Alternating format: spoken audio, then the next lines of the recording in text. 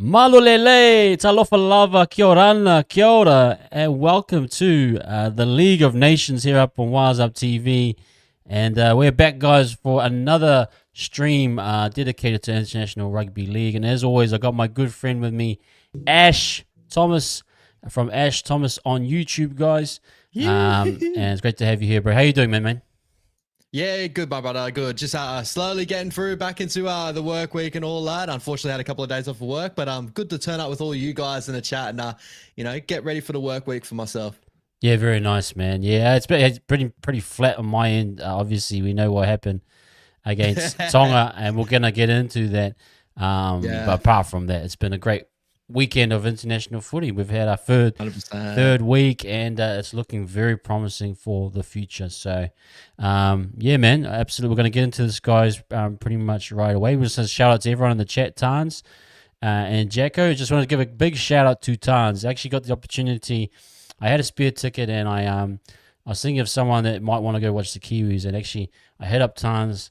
She didn't have a ticket, and she wanted to come, so I said, "Come, we'll go watch the Kiwis," and so I had a good catch up with Tans. First time meeting her in person, and Tans, what you see on Warrior Fan TV, it's exactly that at the game. Tans is loud, legend, bro. She is awesome. She's a hearty rugby league fan, and actually, I had a great chat with Tans around. For those that don't know, and I checked with Tans if I could share this, and she said it was all right. But Tans has had a bout of cancer recently, and she's fortunately in remission right now, and so she's cancer free. But she's an absolute soldier, legend. She's a hearty woman, hearty mana wahine. She does so much, and to have that for her, and for me to hear that was really heartwarming. I just wanted to give a big shout out to Tans. For being a soldier and a legend, absolute. And like she said, she dropped every swear word in the game, but she was awesome, man. We had a great time, and so those are the moments. And as from WhatsApp TV, and I know no doubt yourself, Ash, when we come into contact with anyone, it's special 100%. For us because this is all online. But when you meet in real life and you share that passion of rugby league, it's so cool. So. It was great to hang out with her as well. But absolutely awesome, man. You're a soldier, Tans. You're a soldier. We appreciate you. We do. Massive supporter. Absolutely is. So we had a great time. But just we'll get into the Tonga Kiwis as a starting point, guys. But we'll work through the games, and we will get to the Warriors news at the end. So I know a lot of people will be hanging around to talk about the likes of a Tanner Boyd, and we will get to that. So hang with us. But my man, I'll just quickly give you my brief rundown, and then I'll pass it over to you. But the atmosphere was amazing. First time being to a Tonga's Kiwis game, and man, it was just it was an insane experience. From an atmosphere and vibe, it was, it was like I was in Nuku'alofa. It was like I was in the heart of Tonga. So it was crazy. The singing. The DJ was just blimmin' playing all the hits. The DJ, it was like I was at a Siva, a blimmin' Tongan Siva, and it was like blimmin' party vibes all the way. And it was so cool. But the game, man, as soon as Tonga obviously got that first try, I knew, and I've talked with you about. I thought, man, after the Australian performance for Tonga, I was thinking they got a chance here if they get some things right, and they did. And I was they got over early and the crowd got right into it, man. And they didn't look back from there, at least until half time. From a Kiwis perspective, man, very disappointing. Those are you can't really, I'm not sure if it was attitude, probably attitude, a bit of lackadaisical, not physically, mentally prepared. But at the same time, I give Tonga credit for being absolutely beasts. I mean, Tamalolo, I know Cowboys fans are probably wondering where was that for the last couple of years. Absolute monster, AFB, huge, and so I just got to give credit to them as well. But the comeback was amazing as well.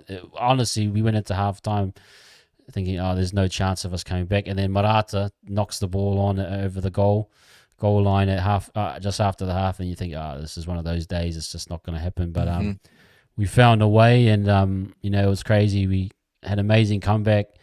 We thought we were nearly there, But credit to Katoa for that drop goal, and we just couldn't ice it. You know, we had 3 opportunities to do it, and we just couldn't get it done. But at the end of the day, you know, rugby league's the winner. Happy for Tonga. 100%. But just enjoyed my time, and like Tan said, it was cool to hang out with her. But yeah, a lot of swear words from both. Not so much me, but Tan. But yeah, man. Anyway, man, what was your experience watching that game for yourself? Yeah, bro. I've watched this game a couple of times over. You know, I had a Bucks night and all that to get to on the Saturday, so I was able to catch I caught the end part of that first half there. I was checking the score every so often. I saw that Soni Katoa scoring first and that for Tonga fairly early on in the game, 6 minutes in, and I was like, oh, what's going on there? Like, you know, usually the Kiwis will probably hold out and build on their game, build a lot of possession, and it looked like he's losing a lot of your possession stats early on in the game. And then rewatching the game, just started to notice, yeah, you got blown out of the water within the first, 10, 15, maybe in general in that first half. You know, big performances for Adam Fanua-Blake, Tamalolo, Ola Kawatu, all these boys were just really powerful for the middle. And your own, for the Kiwis, a lot of errors and some ill discipline and stuff really came into your game, and really unfortunate because I felt like he's built such a good game plan or first base against the Australian Kangaroos, and I just would have thought you would have added on top of that, obviously getting a lot of boys still together in camp and that. But yeah, the Tongan, I feel like that Tongan 13 really took you by surprise early in that game. Good to see you make that late comeback, but honestly, it was a dire first half, bro, and it's been a little while since I've seen a Kiwis performance like that in that first half, to be honest. But then again, all credit to Tonga. They actually capitalized and they look really dominant. And when I saw it was the bleeding was Soni Katoa went over, but then where it happened when Adam Fanua-Blake, put that mad right foot and went straight through the line. I was like, Ads can do that. Then what? Not too long later, Harvili goes over. I'm pretty sure I can't remember who knocked it on within that play there, Will Warbrick or something, and he's got possession. Yep. And then Harvili goes in from dummy half, and I was like, all right, stop the bleeding, stop the bleeding, stop the bleeding. Next minute, Sonny Luke goes over, and I'm like, what is going on right now? Yeah. So just one of those games where I really felt like the Kiwis needed to wrestle back momentum somehow. Especially in the middle, I do feel like he's getting bullied for a little period there, but it was just a lot of drop ball that just gave a lot of opportunities to Tonga. I thought, just the errors were pretty hefty in this game, in my opinion. Yeah, it's absolutely right with Jacko. We were a rebel in the first half. It was really poor, and again gave me visions of Kidwell, and I suppose that draws back to Stacey. They were just shell shocked, and it's almost like they expected everything just to fall to their lap. So that talks a lot about preparation, and not taking opposition for granted. And you could tell that and then the crowd, it was really it was an atmosphere, hostile atmosphere, and you could see I was watching them. Me and Tans were watching them, and they were having to huddle up and try and regroup, and because they were looking at each other like, what the hell is happening? The middles were just soft as, and the tries were soft tries technically. Not to take anything away from Tonga because they physically bullied us. But the team couldn't find a way to regroup, and then the errors, they targeted Kenny a few times. They got a bit of success there. You got Warbrick. Timoko dropped the pill a ton. Scotty Sorensen probably had one of his poorer games. Yeah, Scotty was very poor. While too. Scotty knocked the ball on. It was just really, really poor, and it comes into question, and it's fairly so that some of the selection, some of the attitude, a particular one was we were on the side of Hopewadi, and when Hopewadi went out to the wing, and Hopewadi was pretty badly hurt, he could barely walk, and there was no identification of him or strategy to go down that side. Because and it just again screams to the think of a selection in CNK that didn't do anything. Maybe you argue that Nikorima's defense was why CNK played, but in reality, it was actually a double negative. Nikorima, for me, probably didn't have his best game either. And again, it's like 10 minutes. He's got to try and get the guys back into the game. He was probably better served as an actual genuine 5'8", and then if he was on the field, you could have targeted Lehigh Hopewadi, who's on one leg, and kind of with the momentum you had, go over the line. So a lot of strategical errors, a lot of attitude, mental lapses, which leads back to Stacey. And and as a Kiwis fan, very disappointing that our standards, you can kind of feel like, mate, if you have another bad one, even probably against PNG, we might get over the line, but if it doesn't look right, personally, he'll be on the chopping block, because let's be serious, we've got a World Cup coming up in 2 years. You want to be hitting the ground. You don't want to be the third, or you like, obviously you want to be beating the Kangaroos, but if you can't beat Tonga, if you're that far back, mate, you're not achieving what you're supposed to be achieving with the talent we have. You know what I mean? So there's some questions I have around Stace and his management. I think the more frustrating part is when you start to find your mojo in the game in that second half, and he's really mounted that comeback. It just felt like he was stripping Tonga left, right, and center. A lot of that, obviously maybe Tonga maybe falling apart with a little bit of the fatigue coming into the game as well. But I feel like Shawnee in that second half really was playing really deep into the line, giving a lot of opportunities to Keanu Kini, and you pulled off a couple of really nice tries that you're kind of like searching for why that wasn't happening in that first half. But I did always feel like your defensive issues never really fixed itself throughout the game. I felt like you were losing the ruck for majority of that game overall. Tonga were getting a lot of good ruck speed. As soon as when Sonny Luke came on too, I started you guys were finding there was some moments there where he was just making moments out of dummy half, and that it felt like you couldn't sustainably just hold Tonga in and really turn the game back over. In that second half, you saw a lot of it come away as soon as you started to get possession back in your hands. But I think what the game ended up being 55% possession Tonga's side, 45% your side, 72% completion rate on the Kiwi side of things, with overall 12 errors. You're going to give any team 12 errors, you're going to also struggle to really fight back that game in general. But probably a lot of things to really think about. Like Keanu Kini definitely had a poor start to the game, but really found himself later on in that game. I thought Isaiah Papali'i had some nice moments overall. I was pretty proud of some of his efforts out there, to be honest. Joseph Tarpany, that try that he pulled off. Man. Yeah. Where did that go, bro? Get him out there in the Australian friggin' the Kiwi soccer team, bro. He could do some wonders out there. It was amazing. Honestly, the vibe was when that try happened, because we were dead and gone, and I was thinking, and I was like, what the heck? Because I thought it was a knock on. I was thinking, because Tonga kind of just stopped. Yeah, it's like they thought something happened, and then he kicked through, and then he kept going, and then he did a little jink on Katoa. I was like, holy crap, we're back in this. And again, we had a penalty for AFB hitting Kinney. I honestly, I was thinking, go for the touch and try to try, because you had them, the momentum was there, and we just didn't. And then there was a set before where Nikoringma kind of just the set died, and it was a waste, and it was just again showed the lack of, I suppose, clinicalness, and just it was all over the shop. But we had the momentum, and then it was just Tonga holding for dear life, and then Katoa, the kick, he absolutely nailed it.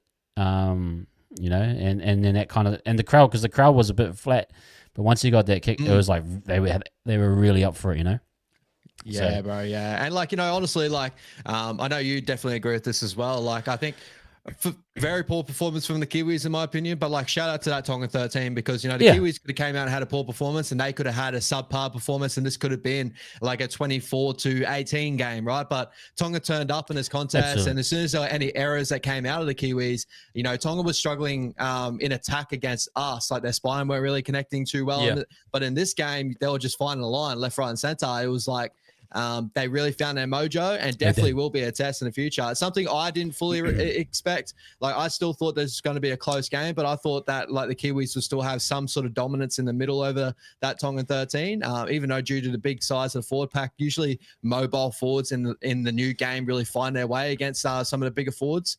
But in this game, that Tongan 13 really turned out, and Jason Taumalolo and Adam Fanua-Blake led from the front, and Isaiah Katoa, bro, he's really stepping up a little bit on the big stage. It's really good to see for Pacific Championship footy for the future, and just builds for that Tonga 13 versus Samoa game, or even Tonga 13 versus Australia coming up in the weekend. They're going to have a really good opportunity if they play very similar type of football. I think a good indication is when another team is really dominating is that when the other team has to go the interchange quite quickly. Like, so the Kiwis, I think maybe spent 2 or 3 interchanges early on, and I think Tonga might have maybe had one, and it was, you could tell they were just they couldn't cope with the physicality, so they had to bring on the Fahu early and Griffin, and I thought they did pretty well.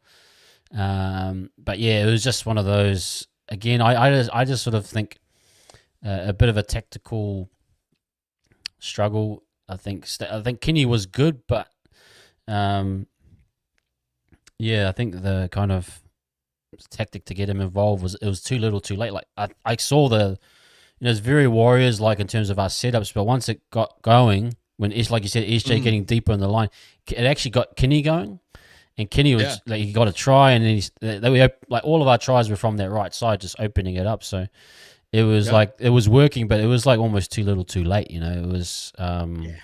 And I think that's the most frustrating part, bro. Is like you saw the positives later on in the game where, like, when your attack started to hold on to the ball a little bit more, Shawnee started to get deep into the line, Kiwi connected, and Peter Hiku was even having moments. He came off his right foot a couple of times and broke a couple of tackles.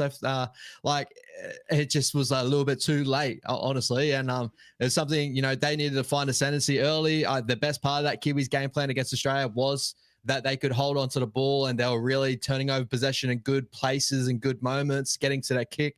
But against that Tonga 13, that first half, it was just nothing but just errors out of the back end, or errors in really bad moments. But Tonga, bro, did really well to force that on too. So and nothing against them. Like, they were absolutely awesome. And my mate 40 is going for the Mate Tonga. Good man, 40. Hope you're well, brother. 40. It's just okay, nigga. Yeah. I thought SJ came all right, but it was a mix. Again, it just didn't have. If it was SJ and Nikarima, it might be a different story. I think we wasted Warbrick and Tomoko this whole. Like, Warbrick got nothing, and I feel for him. There was no good ball out that side. There's no real thought about attacking that side properly. It's really unbalanced, bro. It was really unbalanced. Really unbalanced. It really did remind you of the Warriors season, where we came down on troops and, we have no combination there, and it was just all on Sean Johnson. And CNK, he played well against the Penrith Panthers in that 6 jersey, because he had a ton of energy in that game and stuff, and wanted his hands on the ball. But when you got Sean Johnson there, I think that unfortunately he struggled to overcall, and maybe just showed a little bit of issues that we had this year as well, and hopefully they get fixed up for next year. Again, great. But as a fan, I will call out Stacey. I know he's getting a lot of heat, and rightfully so. I said I'd give him that one more game, and I'm very disappointed. It's not that that we came back. That's great, but to leak 24 points, it's just unacceptable. And even for Mel, if Mel, he leaked that 30, it could have got him fired by Aussie standards. Luckily for him, he's convinced, and he's got them back up to where they need to be. But if I'm a Kiwis thing, if I see a poor performance, if it does happen that PNG beat us, mate, it's immediate sack. Stay in Australia, find your own way home. Immediate dismissal, bro. Because we shouldn't be. I mean, I don't think we will lose to He's PNG. better than this, bro. Yeah. That's the thing. But he's better than this. The thing is, we'll talk about it later on. But anyway, that was a great game. And again, guys, as a Kiwis fan, I'm only being critical of my team and what they did or didn't do. But I do have to give props to Tonga. Like, the defense, the Kiwis struggled, bro. They could not get in the fight. Like, they physically could not battle it. We were stuck in our own end for a long period of time, and it wasn't like they were, at a really fast line speed, or it wasn't like they were cheating off the mark or anything.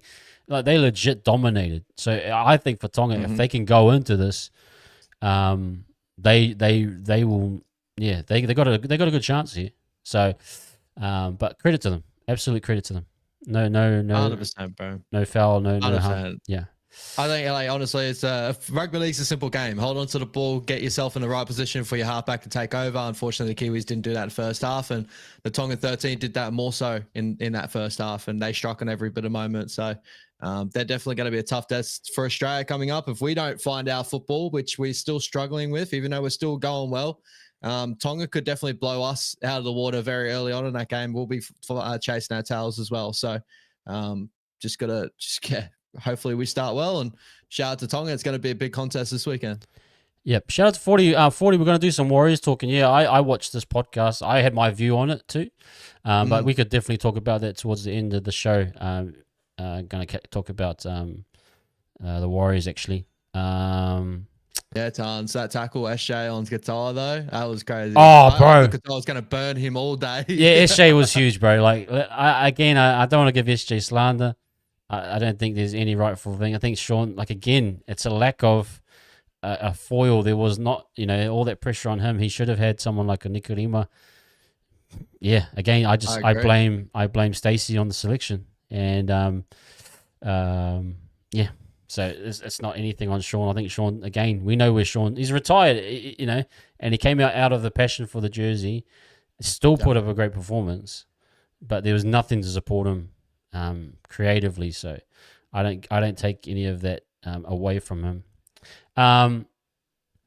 Like, lastly, like I'll put it this way too, to play devil's advocate, because I did think it was a very poor game overall for the Kiwis, but hopefully, like, I know obviously you got another game with this squad that's running out here in the Pacific Championships, but in the future, when you do get all of these stars back into this lineup, it does probably look a lot better.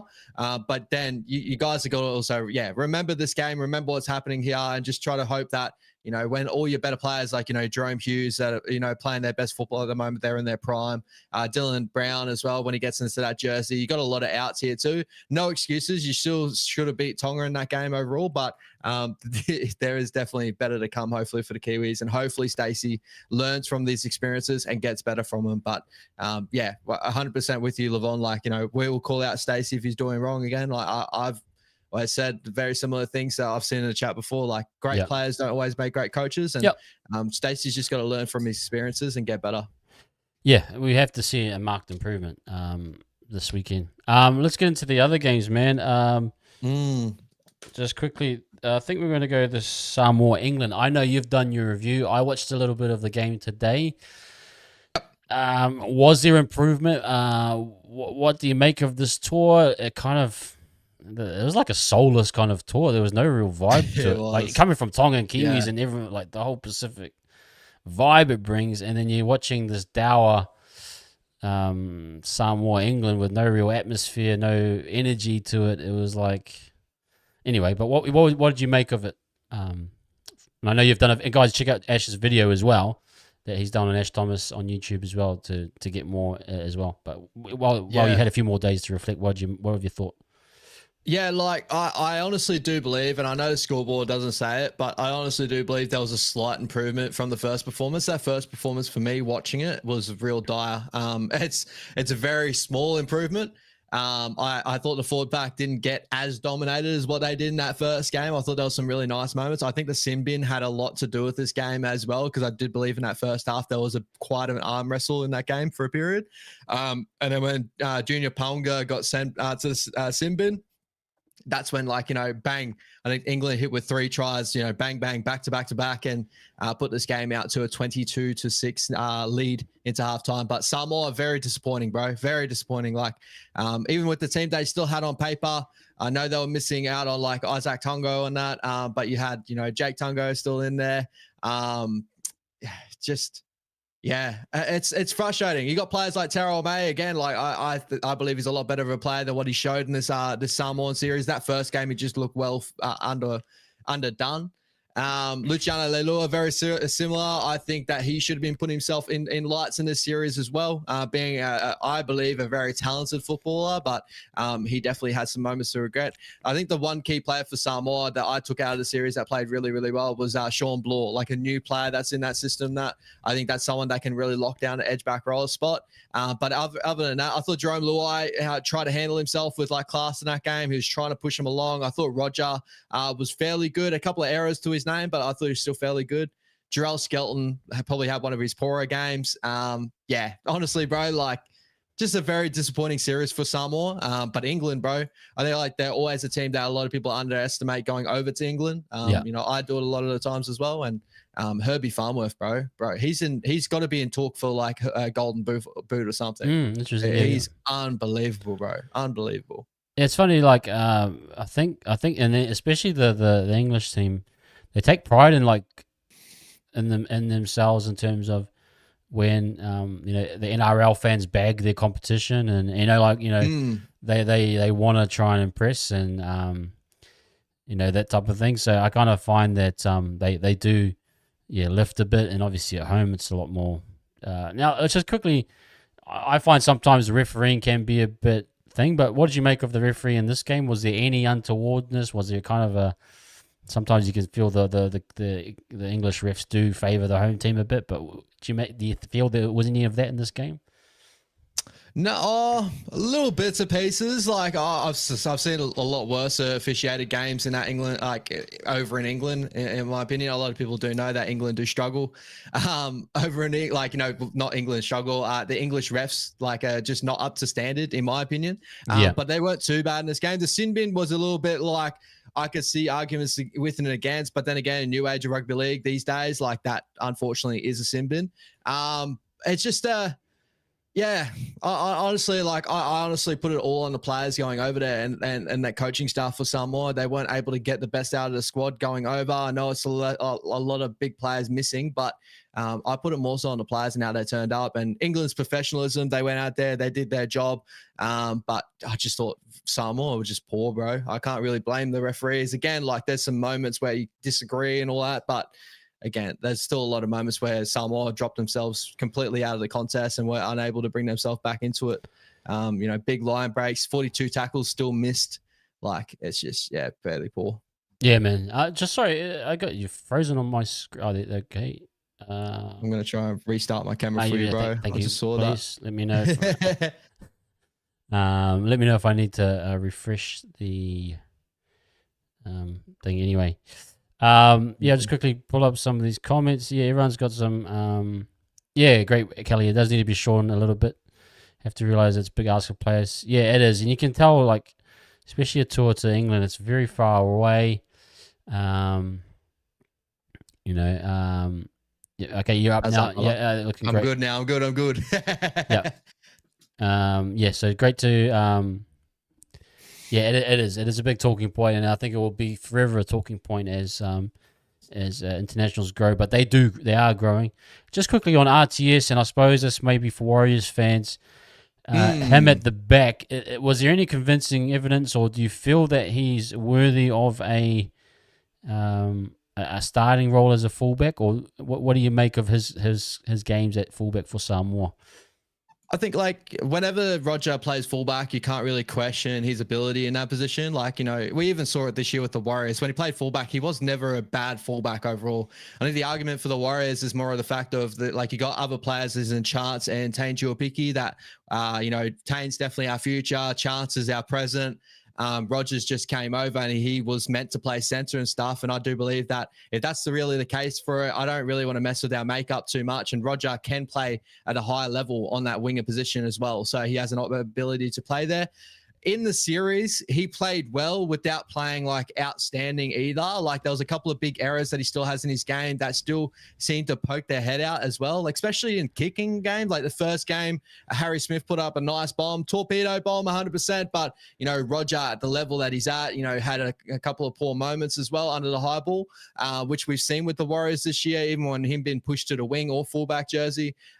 So he's not he's still an incredible fullback, but for me, just watching these series doesn't change my thought of like I still believe that as the Warriors organization, we got Chance and Tamane Martin. I'll stick with those two within that role as depth. And Roger would be that third piece if those guys aren't able to find their spots due to injury and stuff like that. Because I think Roger can still do everything he does right now on that wing or still that center position if we were to go that way. But I'm starting to still think he's going to be a winger for the Warriors. Yeah, I think with Montoya, obviously, you're probably going to go their way. I know a lot of people argue for RTS fullback. I think that at the NRL level, the grind that it is, we need to look to the future. But he could be definitely a handy player on the wing. Cool, like man. I could argue, like if you watch these Samoa performances, you could also argue too that like there's moments where it shows that he isn't a fullback, right? Like he had a couple of poor defensive reads as well, where a couple of missed tackles and this and that. But that a lot of that came down to just really poor line defense as well from Samoa. So you can't really make a full judgment on. But just answering the question, like Roger, whenever he goes to fullback, you just know the athlete that he is, and he could play that at such a high click. But for the Warriors at the moment, I still believe in CNK and Tane, and Roger can still play on the wing and do an incredible job. Yeah, absolutely. Let's go to now, which was another great game, was Samoa versus Fiji, a World Cup qualifier, and Samoa got it in the end. It looked like Fiji were going to go home with it, but Samoa did a wonderful job. A late try to Nuasala. And Samoa have qualified for the World Cup in 2026, which is congratulations. Ooh. But it looked like a great game. I was watching the highlights mostly. Man, it was a hard-fought battle. It looked like Fiji had their moments. Samoa had their moments. We talked about the Mackay girl. Was it Mackie or Mackay? Even McEwen, bro. McEwen, sorry, I'm thinking T Mackie in the blooming chat. T Mackie. Shout out T Mackie. McEwen, he was a freak. Absolute beast. She's a freak. He's just bouncing people, like literally bouncing off. And then I thought congratulations to Soward. He's probably feeling vindicated from what happened with him and his coaching situation. But yeah, congrats to them. What did you make of that game? Did you get a chance to watch it? Tough fought game, bro. Like, my prediction, I thought Vani and Samoa were gonna put not a decent scoreline on Fiji, but like I thought they were gonna handle them fairly well. I think that like it was full credit to Fiji the way they turned up in this game, and they had some really, really good moments. The long field try, I think, what was it, from the winger or fullback? She was unreal as well.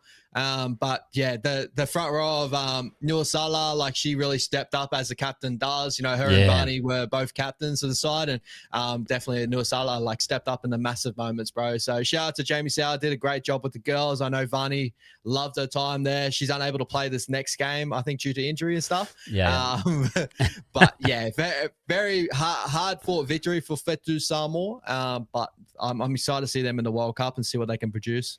Well, yeah, and they've got a matchup coming up this Saturday. Hopefully they can get into Pacific Cup. But yeah, credit to Fiji. Like you're probably thinking on paper, Samoa was going to do a number of them.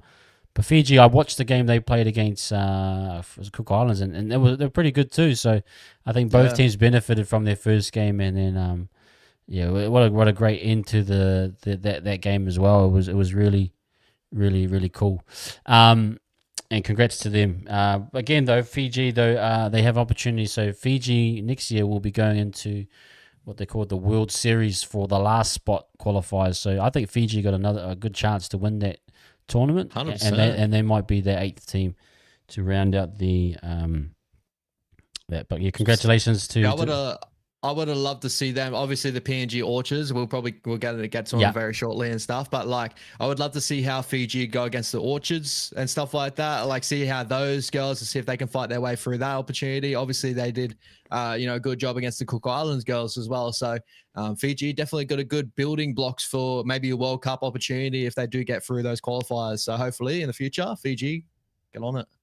Yeah, and they got the cool throws too. All those ladies, they got the old school 70s throws, man. The one back rower, and then the half, she's got that nice like circular throw. I'm like, man, that's so cool. I wish I had their hairstyle, like that. The genetics, bro. The genetics are amazing, man. Amazing genetics. Unreal. Okay, Kiwi Ferns PNG. I watched a bit of this one.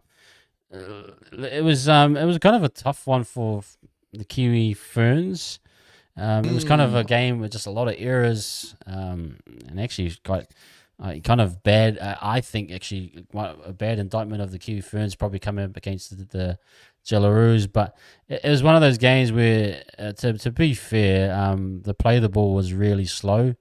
It was one of those ones where you probably would have wanted a 6 again because they're just hanging on like a little bit, you know what I mean? Like just hanging on way too much, and then 100%. it just got to grind. But the ref didn't want to call a penalty, and I'm not trying to, but it was just like the Kiwi Ferns were trying to. Yeah, it was frustrating, slowing the tempo down. So it caused a lot of errors. It caused a lot of. But there's a lot of work to do. I wasn't convinced by the Kiwi Ferns, and I'm not sure if. I'm hoping they do well, but I wouldn't be convinced that they're going to do well against the Jelaroos.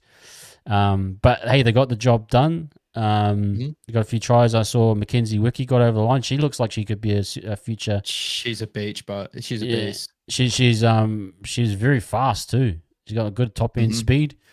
The halves, the shape looked a little bit better. I mean, it feels like these are two halves that are kind of figuring each other out. And kind of how to work together. So hopefully another week of prep, and then maybe they hit their straps on Sunday night. But did you get a chance to watch this one at all? Or, yeah, brother. Yeah, definitely did. I don't know, like, I'm sure they're not, but like, I didn't know that if they had like in their heads, like, obviously the Jelaroos girls got 80 against this PNG squad. They probably thought they would get a number over them as well, which they still end up doing, 36-0. But you're right, like the play to ball speed was really slow. I think PNG was trying to frustrate themselves into this game here with the Kiwi Ferns, and it worked for a little period there.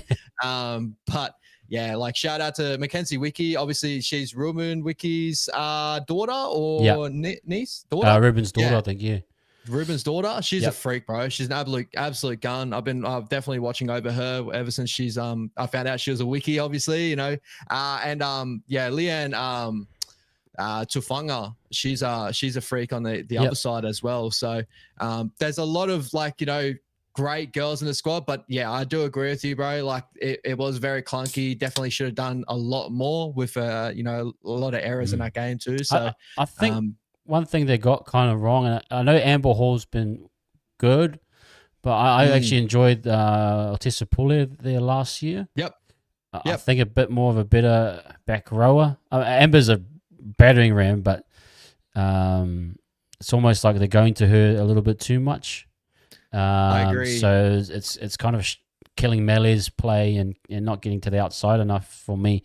So Ricky's gone with that because that was his selection, the World Cup 2022. But I'm almost of the mindset that maybe you bring on Amber as an impact middle forward even. She would be great, you know, in that type of a role. But yeah, anyway, he's gone with that. We'll have to wait and see based on that selection. But yeah, a few things. Again, it's similar to the men's Kiwis. Just doesn't feel right this year. Something's off. And I'm not feeling like as confident. I wasn't confident last time because you're thinking they're not going to win, but then they pulled an amazing game out in that last year's final. But you never know. Hopefully they come with the attitude and you can catch the Jelaroos, but you have to say confidently Jelaroos should win this one. But yeah, there's a lot to work on. I felt even after that game. Yeah, and like as I said, I don't know if their heads were just thinking that this is going to be an easy beat, and then like it ended up being that. But you know, maybe like their ball handling did lack because of those sort of moments and that too. I still think like, you know, missing McGregor as well is definitely still a massive miss for this Kiwi Ferns side. Her kicking game's unreal, and you know the way she turns a game around in that sort of sense. But I agree. Like Amber Hall is a blessing and a curse, right? She's an absolute battering ram, a great player to have on that edge and that. But when you do rely on those certain players, like we see it sometime with the PNG Orchards when they got Elsie Albert and you know, a couple of the other big girls like Jessica Reeves that comes off the bench. I do find they love to play crash ball with those two girls. You know, the Kiwi Ferns can get caught up in like having Melehefunga and just trying to use them as much as they can, or you know, instead of just play their game plan, let those girls find themselves in the game. And those are the little things they'll learn coming up to the Jelaroos. But I'm excited for that matchup on this weekend because the Ferns can turn up, bro. And we've seen the Ferns turn out and play a great game against the Jelaroos. So definitely not counting you guys out at all. No, absolutely, and I think it'll be a good match as well. Just quickly, PNG Cook Islands. This was to see who goes into the promotion relegation, and PNG pull away and dominate in the end. What did you watch? Did you watch any of this game, and what was your thoughts on it? 100%, bro. It was actually a little bit of a tougher game for PNG than I actually first predicted, right? But the Cook Islands, as they do, they usually turn out with force. Sometimes, like, they like to pull out their shots and stuff. A couple of sin bins in this game and that, so it did get a little bit testy in there. But again, like, when I think Nene McDonald's had a really good series here, Pacific Championship. He's actually proven me wrong. I didn't see him as a fullback, but he's been unreal, bro. He's been really, really solid. But when you got that, that spine connection, or even just in general of Jack DeBellin with like the Lockie Lamb and Cole Labart sort of connection, like, I think that's what really helps the PNG Kummels get over the top, and they're still a really good squad. So definitely going to be a really exciting test against the Kiwis this weekend. I'm sure they're going to be definitely up for it, and just don't run it straight at those boys too often, because those PNG boys, they love to pull off shots. They love to. They really do. But shout out to the Cook Islands, man. I really felt that they actually made this a contest for a good chunk of this game. I think 16-14 at halftime. PNG Kummels just pulled away fairly late. So shout out to Cook Islands. I think they played a lot better than what they did against Fiji, in my opinion. Yeah, and to what Jacko's saying, JD has PNG playing to more of a plan instead of just bash. And I swear, I think JD's going into this game, and he might have a point to prove if he can get one over Stacey. Like, I'm no lie, he's probably thinking I can get. I think he's believing that he can get a result over the Kiwis, JD. And that type of attitude might lift that team. So it's a big job for the Kiwis to shut it out straight away, and dominate. But JD, hey, he's a solid coach. He knows how to put a tech together. He knows how to do. I mean, obviously we know what happened at the Rabbitohs, but he's a very good coach. So yeah, if they turn out with energy, bro, anything happen. Rugby league is a crazy sport like that. I still have you guys up on it, right? Like, they got the PNG Kummels over the weekend, conceded about 13 errors or so.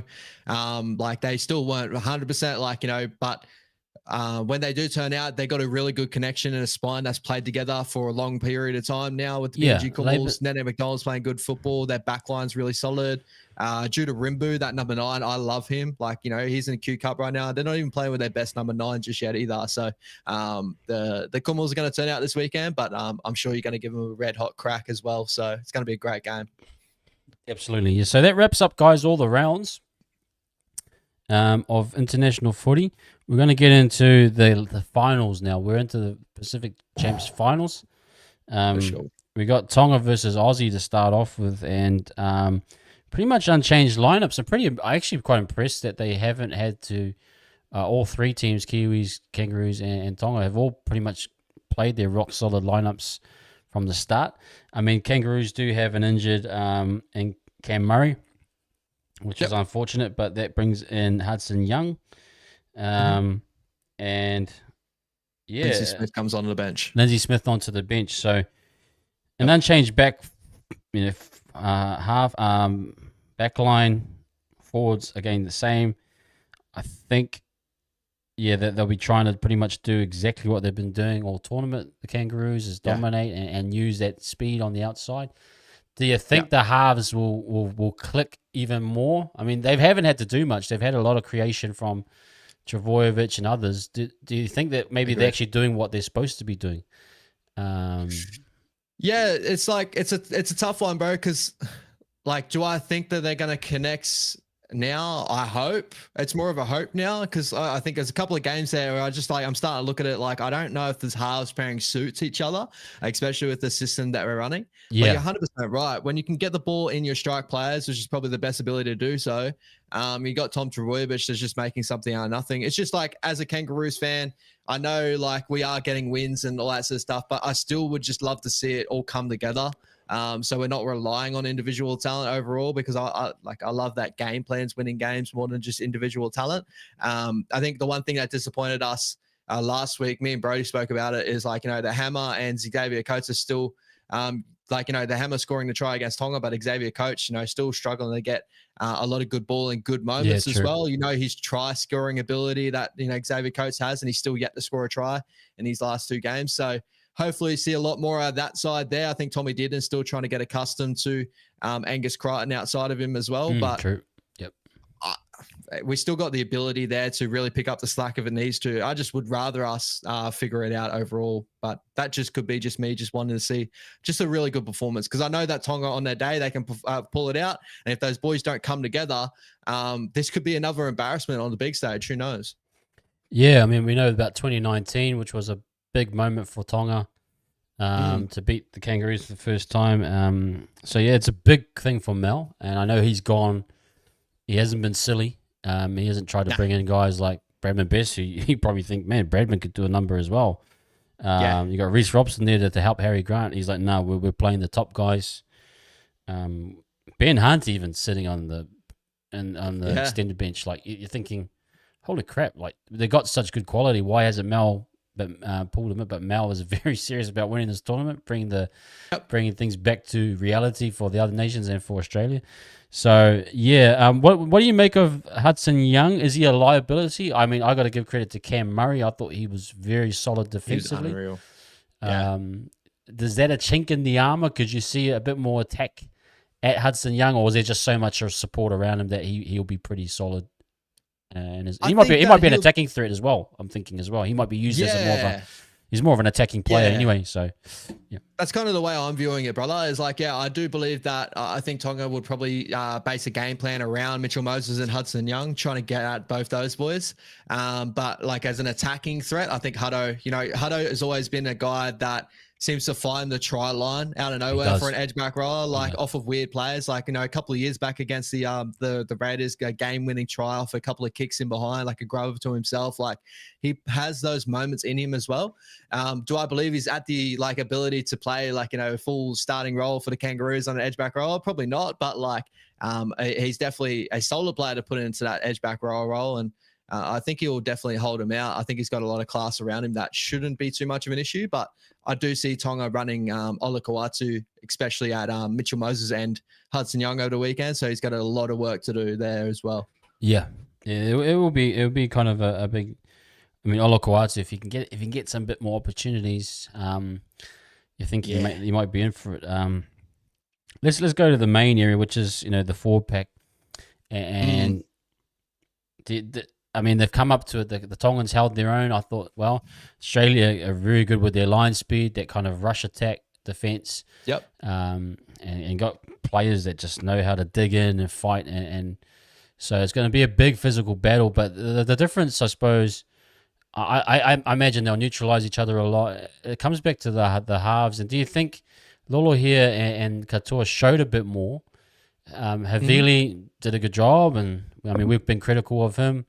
Sonny Luke did a decent job as well, both finding the line.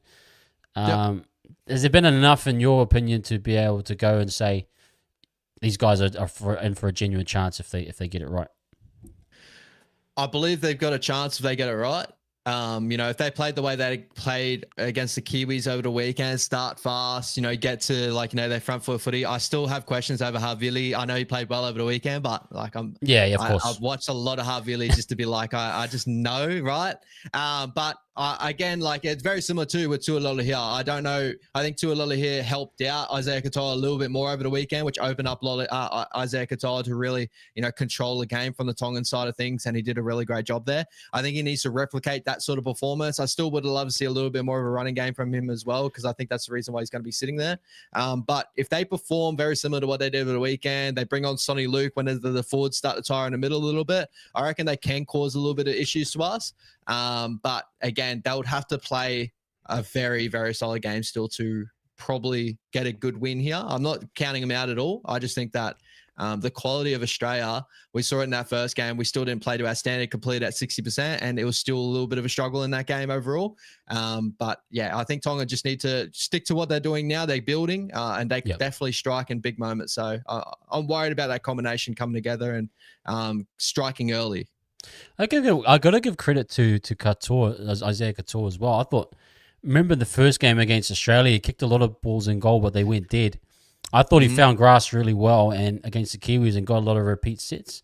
If he can kind of get that kicking game well balanced, I think they're going to get some more positions and hopefully they can get themselves. I think he was a lot more poised in this game. He didn't seem as though he was the main focal point all the time, and they didn't overuse him.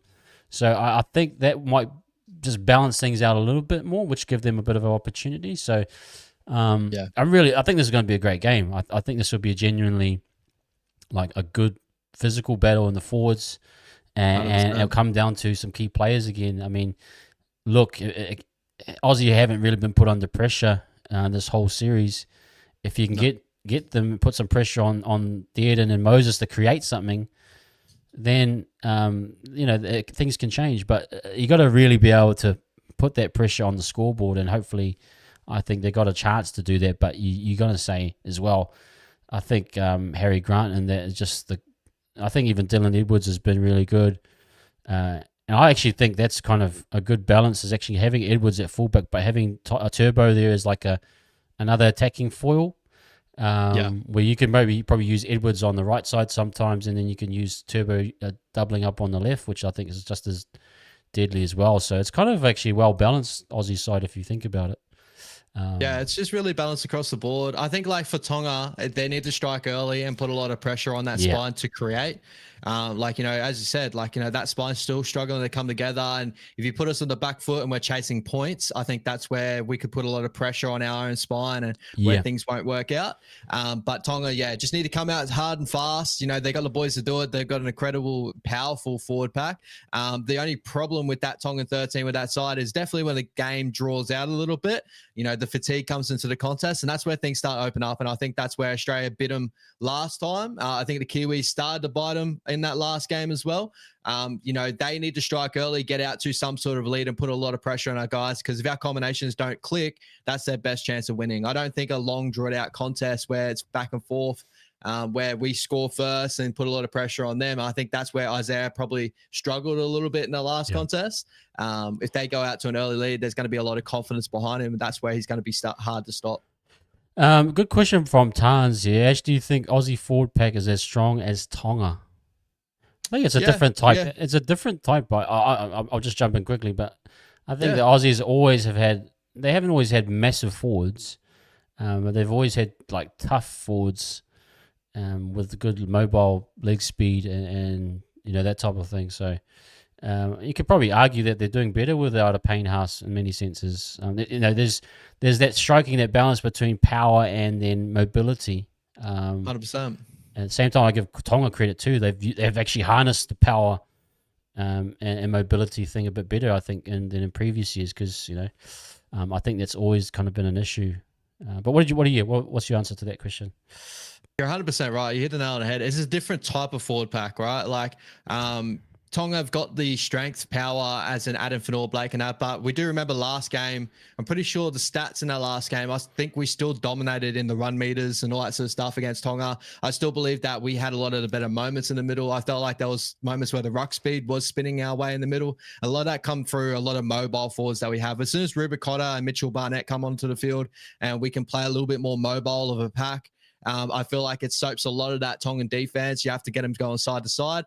We're going 1-for-1. I'll concede that Angus Crichton will have to be an edge back rower there. I think Isaiah Yo's a better 13 out of the two. Because Jason Tamalolo is not prime Jason Tamalolo.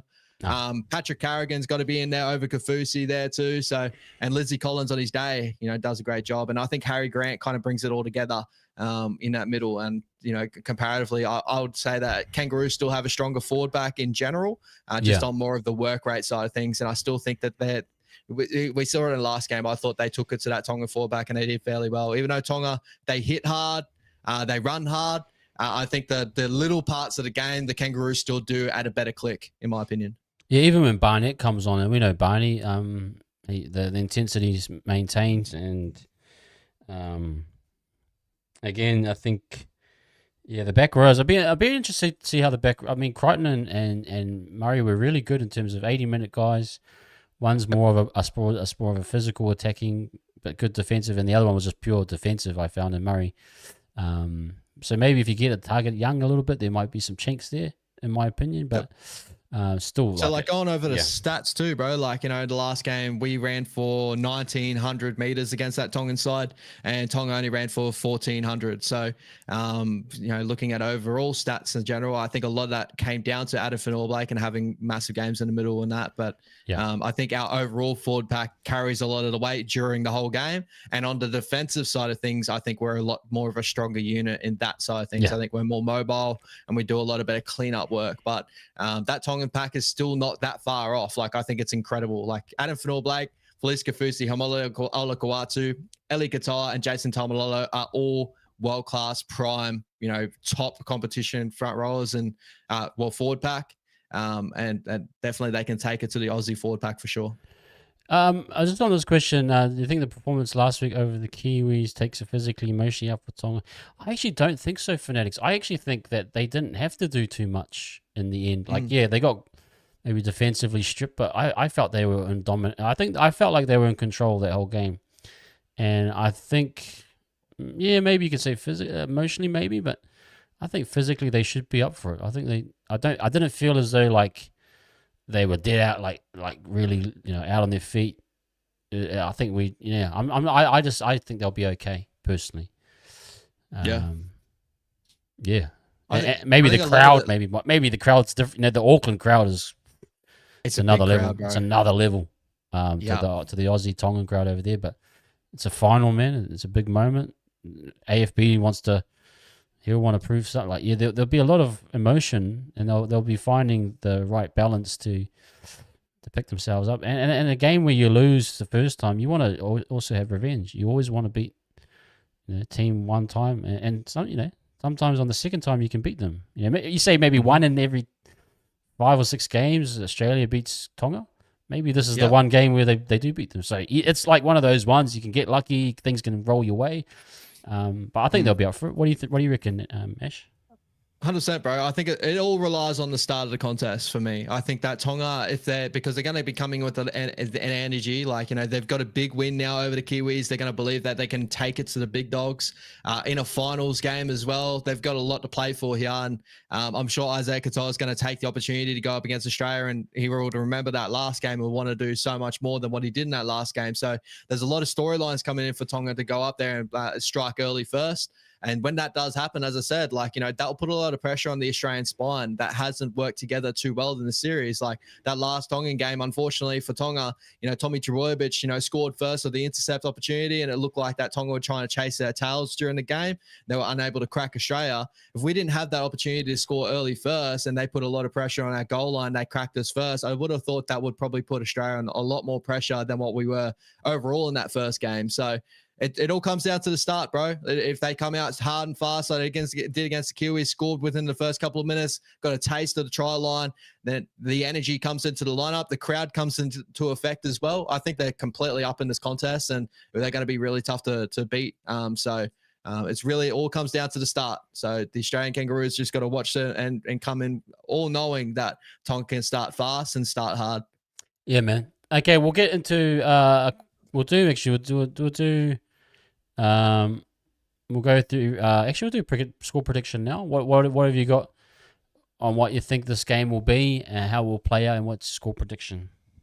Yeah, I think it's going to be a really close one, bro. As like, you know, just touching on, I really do think that Tonga are going to be up for this contest. Whether they score first or next, like, I still believe that this contest is going to be really tough. So I'm going to go a 24 to 16 contest, maybe a 24 to 12 contest. Yep. I believe that Australia will get it done 1 to 12. I don't think we're going to blow them out 13 plus. But it really is, it comes down to if our spine comes together is how good we're going to go here. So I think that Tonga are going to have a lot of energy and they're going to really give us a contest. So I'm really excited to watch this game. What do you reckon? Yeah, I think kind of a similar line. I think Tonga will probably get over the line early just to change it up. Yep. But then probably Australia will probably peg them back and come back and win. I'll probably say, like a 26 to 14. Something like that. I could see that happening. But yeah, we'd love a nail biter just like we did on the weekend. But I think the 100%. quality's there. And I just think Mel's got the team and focus right. maybe in the last year you could tell like the focus wasn't there. The attitude is there now, and based on the quality they have, good coaching setup, that's when they should be able to.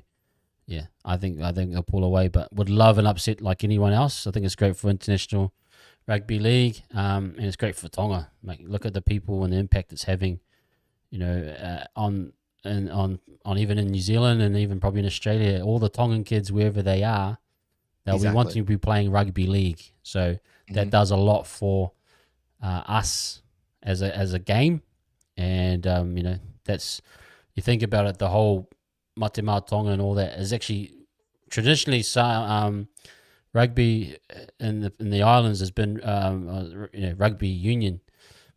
Kaletahi and Manu Samoa. Now that's almost completely changed, where rugby league is the sought after and looked at teams with the Mate Mā Tonga and TOASAMOA. So that's great for our future, and especially the Pacific Island nations do so much for the NRL.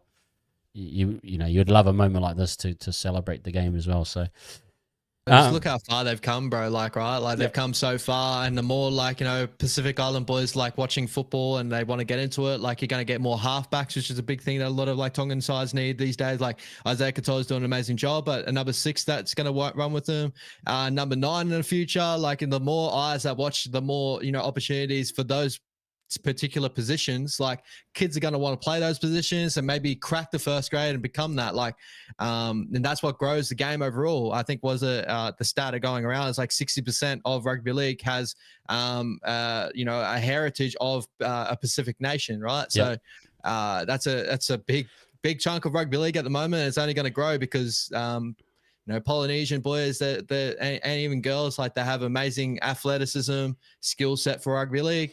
I think that the more love they have for rugby league and the more they want to play rugby league over union, the better these squads are going to continue to get, and it's going to be really tough to beat in the future. Like, this Tonga side's taking it with the best sides in the competition, like in international rugby league. It's only going to get better. Absolutely.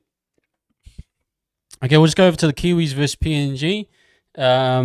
Look, Kiwis unchanged. Again, we're talking about Chad at 6 and 7. I would have loved to have seen. I mean, obviously, maybe Stacey's showing some respect. Maybe he wants to get a tune out of this current lineup, but at the same time, I'm thinking, is there an opportunity we could blood in a Casey McLean? Is there a chance we could actually play Nikarima as a genuine 6? Little R's saying PNG 14. Oh, wait. Are you the Samoan R's? Us? Love that. Yeah, but I think we should, like on paper, we should kill them. But why do you think, in your opinion, why do you think Stacey? Look, you got Aaron Clark sitting there. There's options there. Trent Toilo, he hasn't gotten a look in. Why do you think Stacey's gone with the same lineup, from your opinion?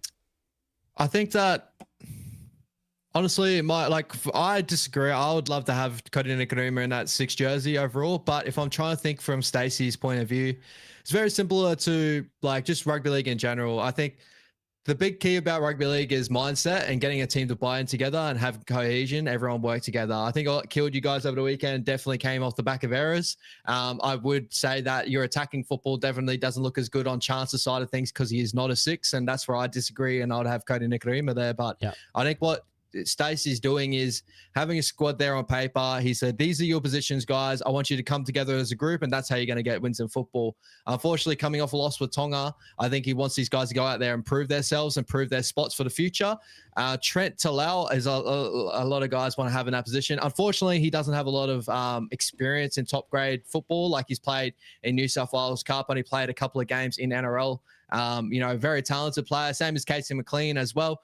But majority of these other players on the team list are very experienced first graders, and they're all very good.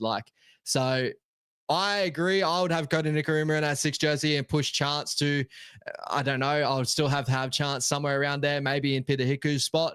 But if I'm trying to think from Stacey's point of view, I think he's just trying to hold a group together to get cohesiveness and wants them to prove themselves, especially after a loss, to try and hold on to a jersey for the future. I think he wants to see effort more so than, everything come out, for full potential, if that makes sense, right? He wants to see effort out on that football field.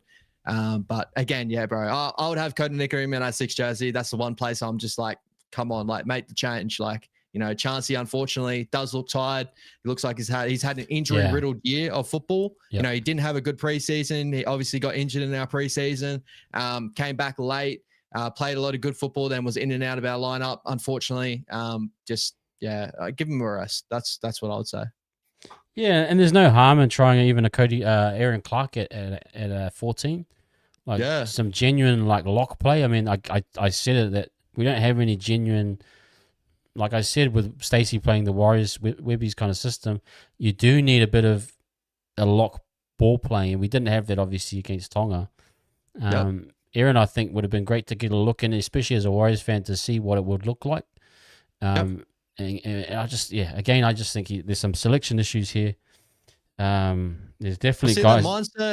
The mindset of like a group coming together is more predicated on longer term football, like, with the NRL, right? Like the reason why Webby likes to keep a squad together the way he did with the Warriors this year is, I kind of beat this home, but it's to build cohesiveness. And it's like, who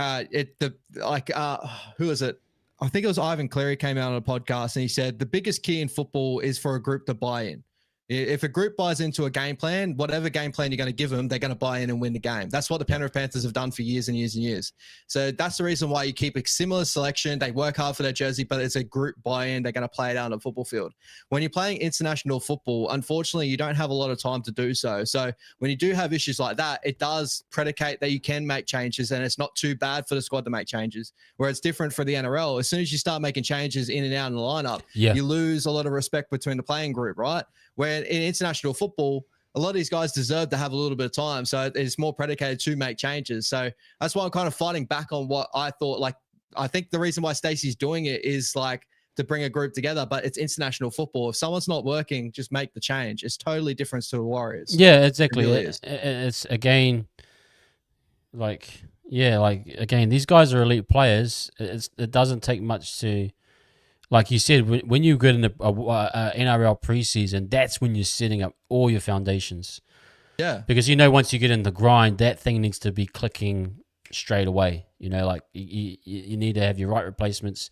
You need everyone in sync to be able to, produce every week on it. Whereas you can in international football, you can change it up. You can. I mean, we see it in Origin all the time where one halves pairing is for one round and then they change to the second one and it has an immediate impact. So. 100%. Yeah, just certain things where I'm just a bit like, there are some guys that are out of form. Marata, there's Leo Thompson looked underdone. Again, he came straight into the starting lineup. You got Timoko hasn't had a very good series at all. Like I can understand why you keep Kinney. Like if Kinney's your future and you believe that, like keep your spine, keep him there. I'm going to throw a caveat. Do you think that maybe Stacey's gotten a word from Webby that they want to push CNK to 6 at some point? I don't think so. I really don't. I was thinking, why is he forcing this down our throats? I'm only thinking like Webby's given him, say, hey, I want to see CNK at some point at a 6. I honestly don't understand it, but yeah, anyway. I just thought it was... I honestly do think that he has this thought in his head that defensively, obviously, like, I think a lot of people do agree this probably has come down to a defensive move of having CNK at that 6 jersey because, Cody Nikorima defensively does have defensive issues, right? I think a lot of people do agree with that. But in attacking football, Cody Nikorima is days ahead of Cody Chance in that 6 jersey. We're talking fullback, it's a different sort of ball game, but in the 6 jersey, Cody Nikorima is leaps and bounds above Chance Newcastle-Klokstad in attack. So, back to my point too before, like, the difference is like NRL football, you want consistency over long term. The only way you do that is having a consistent lineup over a long time period. Tournament football, you want to have spark in big moments. As you said, State of Origin is a big, show for that, right? You only have 3 games to prove something. You want to make changes to inject something in your lineup. You do that in NRL, you're going to chuck someone in there to inject. And if they don't work out, then you're chucking in and out. And you're going to get through that cycle. Where in international football, you can chuck someone in there, they can have a spark for a game, and that game could be a final game that wins you the final. Like, that's the difference with international football. So he's got to learn for this, but I agree. Like, he should be making some sort of changes here. Aaron Clark would be nice to see. Cody Nikodima in that 6 jersey would be better. Like, there's a lot of lineup changes I would be looking at, in my opinion. But yeah, it goes back to me and Tan saw it because we're probably much on the sideline, and Lehigh Hopewadi he couldn't walk, bro. This guy was literally on one leg, and there was no attention to try and get Warbrick on him or even a crossfield kick. Again, it was all right-sided, and again, CNK, if you had Nikodima there, I bet you Nikodima would have targeted that. He might have even seen it. Let's go here because, I see this guy's hobbling. So anyway, but that again goes to the point of what, why I see some lack of stuff. But quickly on the PNG team, like, they've had a good tournament, man. They beat Fiji convincingly. Right. I'd be really interested to see how they cope with, because this is probably like a top. I mean, you're thinking your top 4 in the world was Kiwis, Kangaroos, England, and top 5 is Toa and then Tonga. So those 5 nations, but PNG's kind of in that 6th range. Yeah, and if they can, be interested to see if they could battle it out with the Kiwis. I mean, there might be a big gap between 5th and 6th, but you just want to see how do they go. Like you said, Nene's had a great tournament. The halves are solid, like way more solid than what I think Sean and CNK are. So I expect them to be like way more structured, and JD, we talked about him having good attacking flow and know how to get an attack going. I would like to see them see how they go in this matchup, and actually they might be. I think they might end up being the better looking team. We might get the dub based on power and strength, but I've got a funny feeling I think they'll have a good showing of themselves here. But how do you think they'll go? Yeah, they're like we kind of touched on before, like they're a side that have worked together for a long period of time. Like Lockie Lamb and Kyle Labart have been a big part of the side for a long period of time. So that combination in the middle is going to be really nice. Having JD as a coach is a big plus for them as well, like a proper NRL grade coach that, had some success with the Rabbitohs before, obviously, having the real bad down year that he ended up having. I think that they can really get the most out of their side, especially in this grade. Do I reckon they'll win against the Kiwis? Probably not, but I agree with you. I do believe that they'll probably have a very good-looking style of football. I reckon they can test you in a lot of areas as well. As I said, I do think that the forward pack, when they get tested from the middle, if things start to get mobile, is when PNG will fall apart a little bit.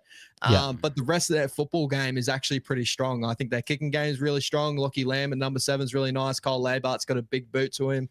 Nene McDonald's proving himself to be a really good fullback at the moment, which is really good to see. And then 9 rotation of Judah Rimbu and Liam Horn, a really good rotation. Like Liam Horn starting in this game is showing a little bit of tactics there from JD. Like Liam Horn's a lot more of the, I'd probably say, the more technical number 9 out of the 2. Like he will get through the game. He likes to get his forwards on front footy, and he gets good ruck speed in the middle. And then Judah Rimbu plays off the back of those forwards. So as soon as you inject him, expect the running game to come along. So I believe that JD's playing this a tactical sort of game of Liam Horn's going to get him around the contest for a little bit. And as soon as hopefully, if the Kiwis get a little bit of fatigue in the middle a little bit, like you're going to get Judah Rimbu in there and he's going to start running the football. So PNG are really structured very well, and they're a very strong bunch of bodies out there. And I'm sure they're going to make it a contest against the Kiwis. So I'm just like you, bro. I'm really excited to see how they go against a top tier nation.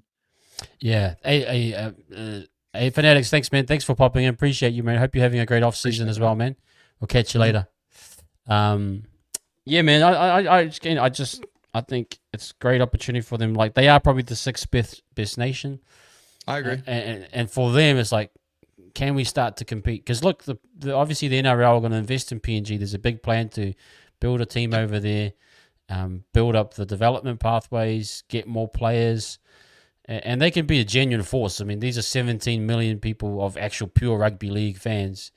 100%. If you can get even 1% or 2% of that population playing at a high level, they're going to be a force to reckon with in the future, just based on numbers. But I think it'd be interesting to see where they currently at and how they fit up against the Kiwi side. And if they keep it close, man, that'd be a great sign for them. And again, like I said, JD, bro, he'll want to prove a point as a coach. You know, he wanted to show the world I can still coach my ass off. Like I'm a legit coach. You know, even though I got sacked, I know what I'm doing. So I'd be a little bit scared if I'm the Kiwis, but I'm sure they'll take that Tonga loss seriously and thinking, you know, we need to sort ourselves out. So 100%, bro. We got Fisher Harris on that side. I'm sure that you guys won't have back-to-back performances like that. Yeah. Just quickly, scoreline for me. I think I'll probably go 20 plus at some. Probably 16 to 20. It might get away later on, but it wouldn't surprise me if it's 1 to 12 to the Kiwis. But I do think the Kiwis should get home in this one. What's your short thoughts there? Yeah, bro. Yeah, I'm right there with you. I think it's probably going to be a 13-plus game. As I said, I think PNG will have a good performance even with conceding a 13-plus sort of game. I think they'll look really nice. I just think that the individual talent that the Kiwis have in the side, I think the forward pack that the Kiwis have in the side, I think that'll make it really tough for PNG to mount a 1 to 12 sort of mount a contest to beat the Kiwis. So I'm going to go with like a 30 to 12 sort of game, maybe a little bit more. I'm not too sure, but I do think that you got a forward pack of Fisher Harris, Tarpanese, Azir Papli'i, Scott Sorensen, even Leo Thompson with Nafahu White, all those boys there. Comparatively to that PNG forward pack, it should dominate in position, and now that's up to Sean Johnson to finish, and that's where I think it will go. But shout out to PNG. I think they'll go well. Even a 13-plus loss, just how they're going to play their football is probably going to be the best part of the look. Yep. I just hope PNG too. Hey, everyone's taking the piss out of us at this stage, but it is what it is. It is. Okay, let's go over to now. I think we're going to do Jillaroos. Oh, sorry, what I've got. Yeah, Jillaroos versus Kiwi Ferns. I mean, we kind of talked about this a little bit. I think, Kiwi Ferns just doesn't look quite right there this year. And again, I think Australia kind of bring themselves back to, where they should be. I mean, I think maybe if they can keep it close, but something's just not clicking for me when I'm watching them. I'm just thinking, it's either with Racine's gone or just doesn't have the right type of energy at the moment. But I can only hope that it will get themselves over the line and be in a tough battle. But I do think Australia will get this one, unfortunately. But yeah, I think it might be a little bit close, or could be another 14-point win. It just depends. But what do you make of this one, Jillaroos Kiwi Ferns? Yeah, I'm going to go Jillaroos for sure. I'm thinking a 1 to 12 contest. I still think the Kiwi Ferns always turn up against the Jillaroos. They always give it a fair crack, but I do agree with you. The Ferns just don't look full settled in this series, like in the Pacific Championships yet. And I do put a lot of it down to Noah McGregor. I think that they just don't, they lost a little bit of direction. I thought that Gal Broughton would bring a little bit more of that too. Obviously with her halves partner missing, but Tyler King's been fairly good, but I think that missing someone like McGregor that has a great kicking game, gets them to really good spots on the field, would probably hamper the Jillaroos a little bit more, especially when you got that Jillaroos side that's full of incredible athletic talent, like Isabel Kelly's that run for big meters, Julie Robertson. You want to get those Jillaroo girls on the back foot, and Tamika Upton not playing on the opposite side of the field, creating points. And I feel like that's where the Kiwi Ferns probably will struggle a little bit. But great defensive effort in the first game from them. But yeah, I think 1 to 12 is probably where it's going to look. Yeah, probably will be. But hopefully it's going to be a good game as well. 100%. I think the Kiwi Ferns are always in a final, up for it. Hopefully they turn up. Hopefully they turn up and show out. Let's look at now the Samoa. This is the promotion relegation match. Samoa versus PNG, and Samoa again just off a high of making it to the World Cup qualifiers. PNG again smashed 84-0. Looked a little bit better against the Kiwi Ferns, but I'm assuming, and I feel from what I've seen, that I think Samoa should beat them. Maybe not comfortably, but it should be a solid game. The PNG just don't look to have any kind of attacking shape. A lot of drop ball. There's either they just have a lot of inconsistencies in their game. It would really tell you where the pecking order is. I think Samoa, you got your Jillaroos, you got your Kiwi Ferns, and Samoa might be that third team from what the looks of it is. So, I think maybe it might be 13 plus, but we'll just have to wait and see. I mean, LC is pretty, there's some physicality that can match it. 100%. I mean, they got an Aussie coach as well. I'm not sure how it must be quite tough for her to kind of work with some of these girls that aren't up to NRL standard. I know we talked about the halves from Samoa look really solid. Jamie's got them clicking. So I expect that to carry over. Would you say the same as well? Yeah, 100%. That's why I kind of swing in the same way as you, bro, with I think Samoa should be able to get this one done. I think that they just have to strike in a little bit better areas. When I watch the PNG girls, it would be it they haven't had a lot of great opportunities against two of the best squads in the world in international football. I still believe they're so predicated on Elsie Albert just carrying that forward pack and really, playing crash ball. Then they get Jessica Reeves off the bench and they play crash ball with Emily Vivers on the edge. They just try to bring these girls in the middle. They don't really have a lot of good structure.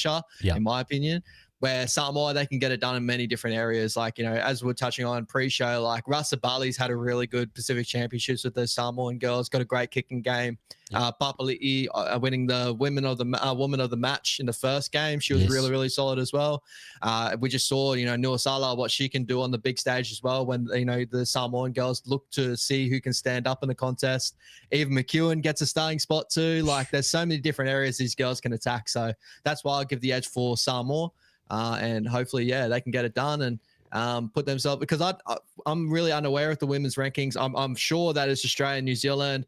I would probably, I would agree with you. I think Samoa should be that third around at the moment anyway. They're playing great football. It's very weird. It's very weird with world ranking because teams like, I don't know what, Greece or Netherlands, because they play more tests, it puts their numbers up. So, but I think from what we've seen with the Whetu Samoa, they should actually be that third team.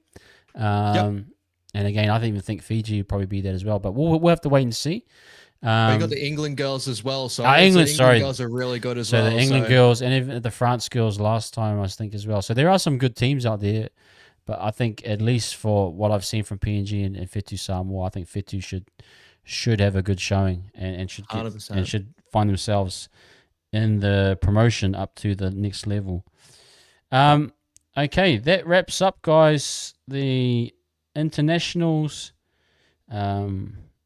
Just one question before we go, bro. Yep. That Samoan squad that ran out against England, they go up against PNG, right, this week. If that was to happen, who would you pick in that contest? Just watching the last, their performances. You mean the men's? Yeah, so the Samoan men's that they've got now, don't put in Critter, don't put in all their big guns that they have now and the performance they've been having. That PNG side would give them a run for their money too, right? Yeah, well, based on the attitude and effort. I actually, do you have questions around Gardner as a coach? I have a lot of questions around Gardner. His selections really worry me. We saw in the last Pacific Championships, running Critter at that 6 and being solid in that position there, and where they had Ronald Volkman and stuff. I was put these guys in, switch it around. But I don't know. I still have a lot of questions over him. Yeah, Matt the Zombie Parrish. He might actually be a bit better. I don't know, but I think Gardner might be overhyped. We'll have to wait and see. It'd be interested to see what the Samoan fans, because it's been 5. They've had 2 years of just horrible footy off of what was a World Cup final. It's just dour play, and I feel for Luai and that they're being underutilized and not being used effectively. I'm not sure culturally what's happening that you have such poor performances. But if I'm going I think PNG gives them a run for their money. Absolutely. 100%.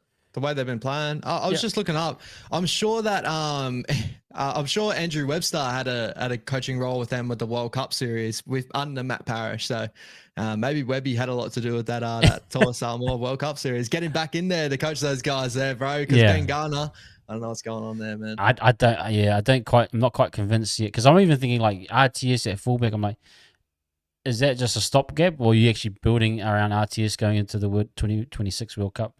Because I think even guys like Dean Marino could have done just a good job. Or, like someone that like Falong, or I don't know why he didn't get picked. Yeah. Well, injury. Sorry. I'm pretty sure maybe Saw actually the first guy anyway. But like I'm interested to see what they're going to do. I mean, next year they'll be playing in a Pacific Champs. We'll get a better idea.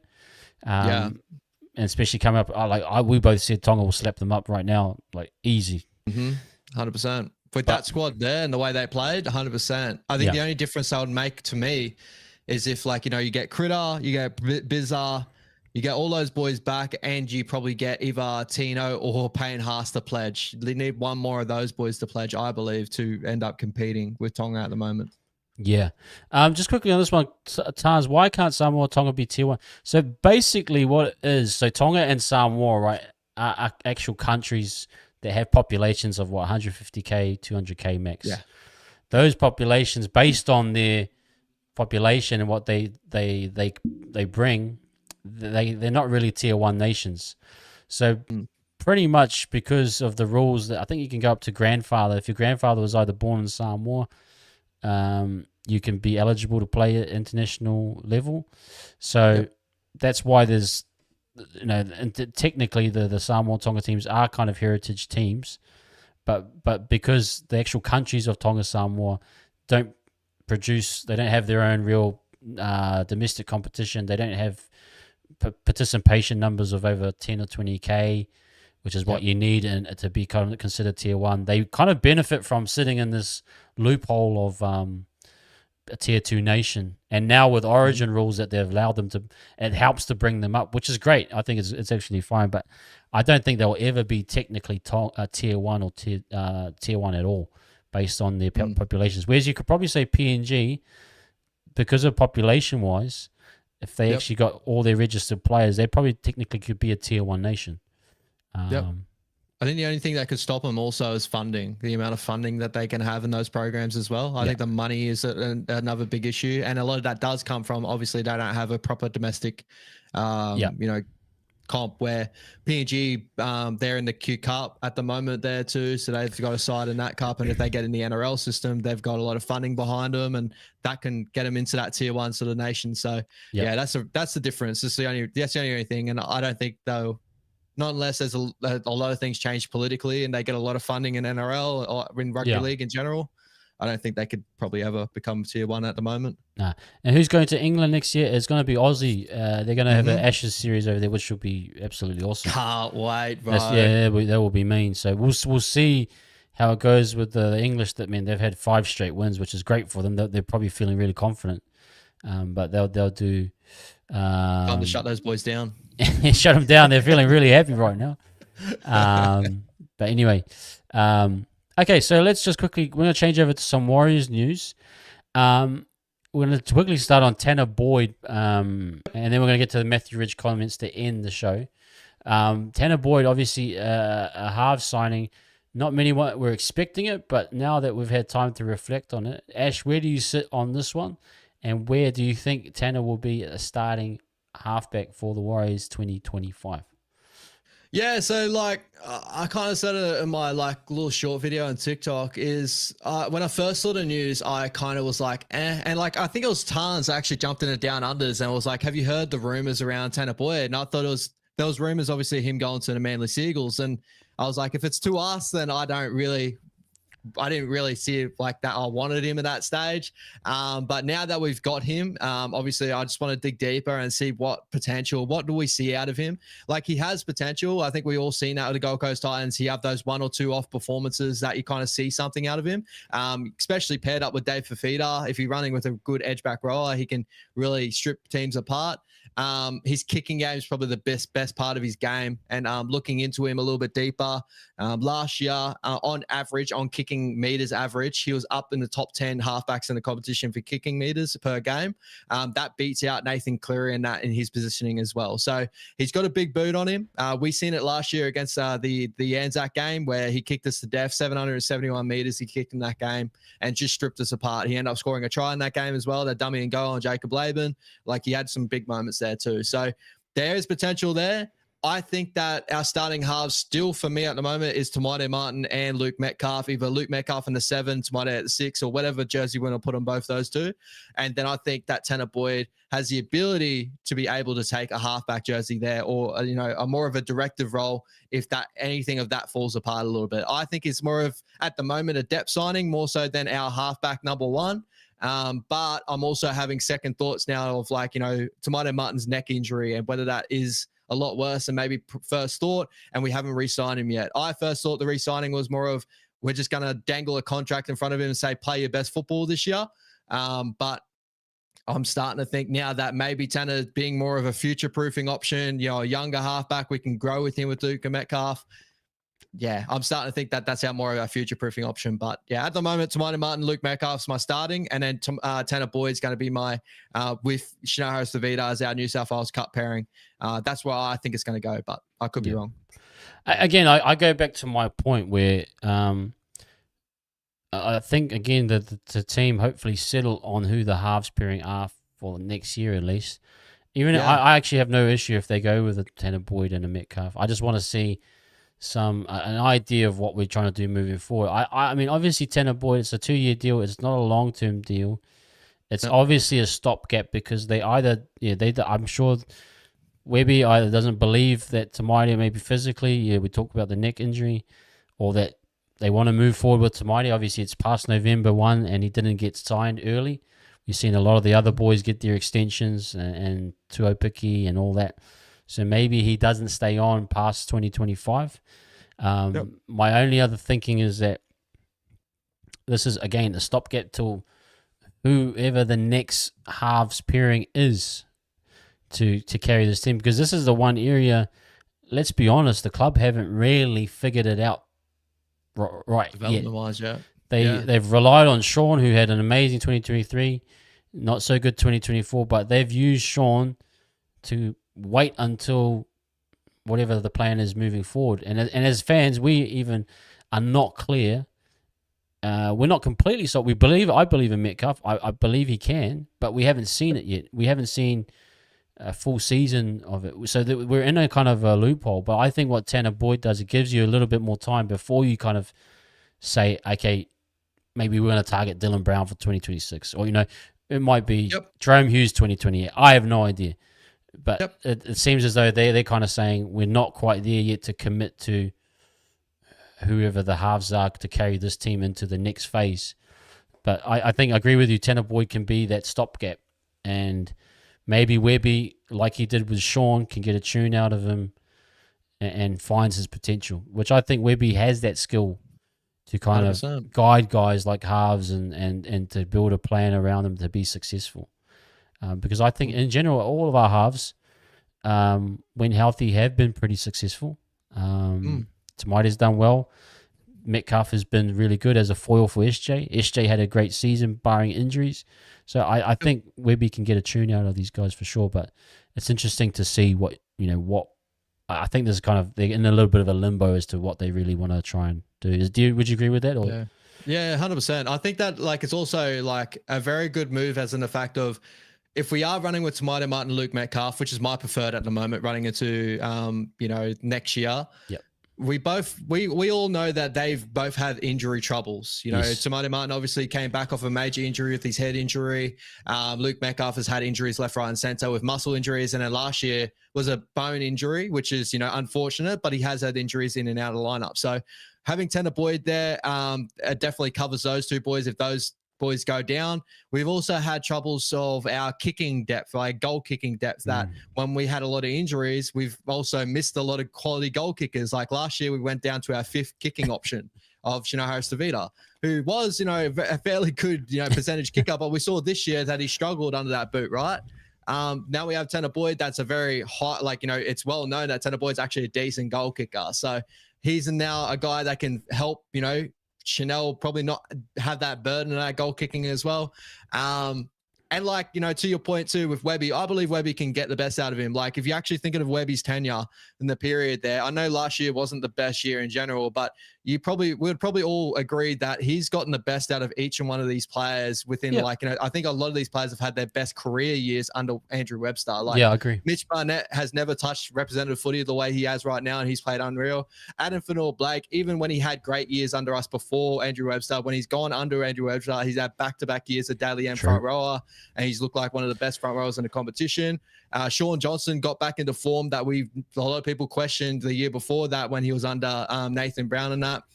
Marcelo Montoya was let go of the Bulldogs and wasn't look like he was going to be anything. Dallin Martinez-Lesniak looked like he was going to be a nothing signing for a lot of periods as well. He's had his best years as well. Like, I could name that many other names that have had their best career years under Andrew Webster. Wade Egan's never looked as good under any other coach than Andrew Webster. So he has the ability to get the best out of players. So maybe this could be a masterstroke. Who knows? So we'll yet to see. It's not a bad signing until we see it play out on a football field. So we'll see how we go. Exactly. And by metrics, you're talking about kicking. Like, we understand Webby's system and what he believes is effective, and that is you have a strong kicking 7 to build that pressure through defense. So it fits right into what Webby wants to try and do. Agree with a lot what Jose said. TMM has gotten a dealt. He was massive, bro. He was massive, and I know a lot of fans want to ignore that. I've had my battles. We all know that. Backing him. But TMM has been successful in his own way under Webby as well. So, we'll have to wait and see. I mean, 4 halves is great. Like, let's be honest. Guys, I think we can settle that Jet Cleary isn't going to play this year, in my opinion. I think that's a long-term project, if anything. Luke Hansen probably doesn't get a sniff again, and his development's still a fair way off. Ben Farr, did Ben Farr get released, I think? I'm pretty sure, I don't know if it's fully confirmed, but I'm pretty sure he put up on Instagram a goodbye message as well. So, yeah, I'm pretty sure he's gone. Yeah, so literally at the bottom of that tier, you've got CHT, you got Boyd, you got Metcalf, you got Tamaine. Those are 4 good halves to have. And honestly, I believe, based on history, I don't think the 2 halves get through the whole season together. And it's actually quite difficult to get halves. Like, you look at the top halves, Cleary and Luai hardly played together, but they have that deep connection that they can pull it off. Hughes and Munster hardly played together. So it's all in likelihood that our halves, whatever pairing, it's either the ones that we want together won't play together, and the ones that we don't want together will play together based on injuries. So I think it's a lot of it's about having 4. I just want the main halves to hit the ground running, whoever it is. But then you eventually are going to get halves that haven't played much together, but you want them you want a solid 4 at least. Would you say that, Ash? Totally agree, bro. Totally agree. You don't want to be left short. We saw the injury crisis went through last year, right? And, for better for worse, we end up, having to mix and match lineups for a period where we had to run CNK at 6 at one time and end up going all right. But, depth is a big thing. And I think that was a good signing, as in that sort of area, as a guy that can step in that jersey and has played first grade before and to a level. So I think that it just builds for the future, especially, Jet Cleary, he's still young of age. He can still play jersey flag, I'm pretty sure, next year as well. He can get that under his system, maybe build a combination with Luke Hansen that he had back in his junior grades as well, because both those boys love playing together.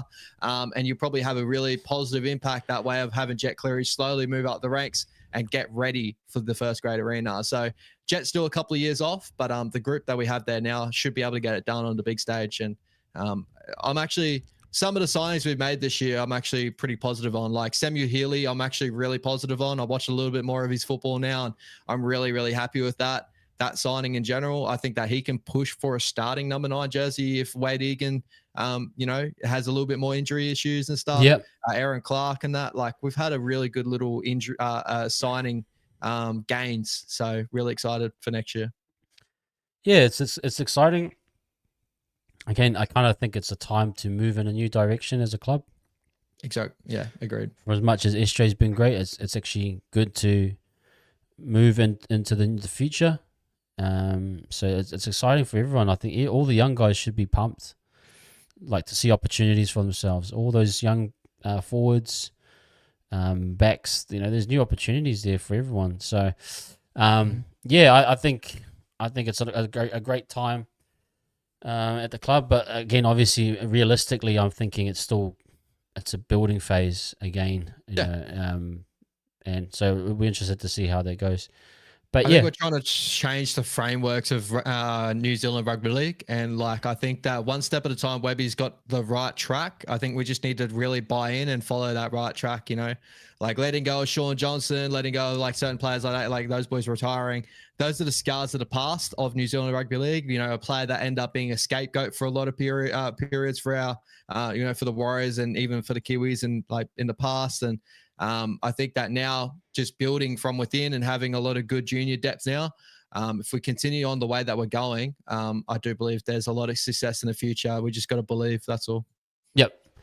And I suppose someone that has been critical of the past was Matthew Ridge, and it's actually kind of a confronting view of the club. And for those that know the club's history, he wasn't telling a lie. But to Ridge's credit, he was part of the new era in terms of bringing what was the original Warriors into the Daniel Anderson era. He did recruit Daniel behind the scenes. He took a few shots at Stacey. Hey, and it was a bit hard as a fan to hear that. That is his opinion. But again, my view of it is that, yes, in theory, I don't think the Deadwood he may be referring to, I'm not sure if it was Stacey. For me, it was more, I think Iro's been around for like 20 plus years. I'm like, I've always wanted, people that know me, I've always wanted Iro out of our club. I just don't like the guy. But yeah, in any culture, you do have to get rid of your Deadwood. But he did acknowledge Webby, that he believes in Webby, and we do here at Wise Up TV. So I think in theory he's kind of right. But what do you make of his comments, probably around Stacey and actually around the Warriors of old, should we say? Yeah, definitely.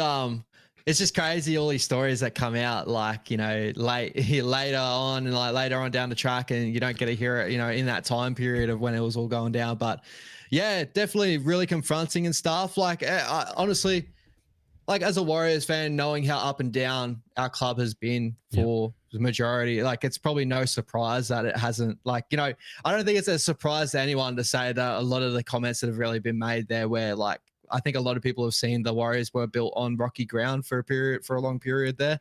I think that was the one step with Webby, and I think we've all been online questioning coaches, questioning the system of the Warriors, you know, in our past, you know, especially the COVID year. The COVID years were really, really hard for us for that period, and finally getting the light at the end of the tunnel there. And I believe that's for Webster, and just seeing just systems getting put back into place again. Yeah. And I think that I would give a little bit of credit to also to Phil Gould. I do believe that, I know Phil was but when he came over, he was supposed to be a lot more of a tenure than what he actually was for the Warriors there. But maybe he was a big play in having Webster come over to the club, obviously having Panthers connections in that as well, and also laying the framework for a development system to get put into place.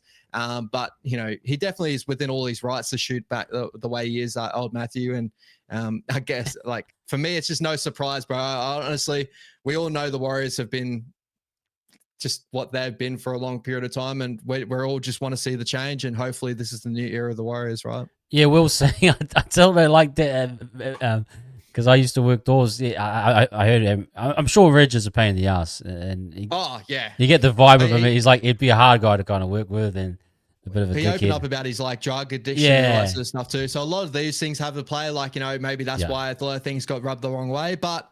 You know, again, that's his truth. So it's his truth. I mean, it was true. I agree with him in terms of, he said, you know, there's just not enough mental resilience, and that has always been a flaw of Warriors of past.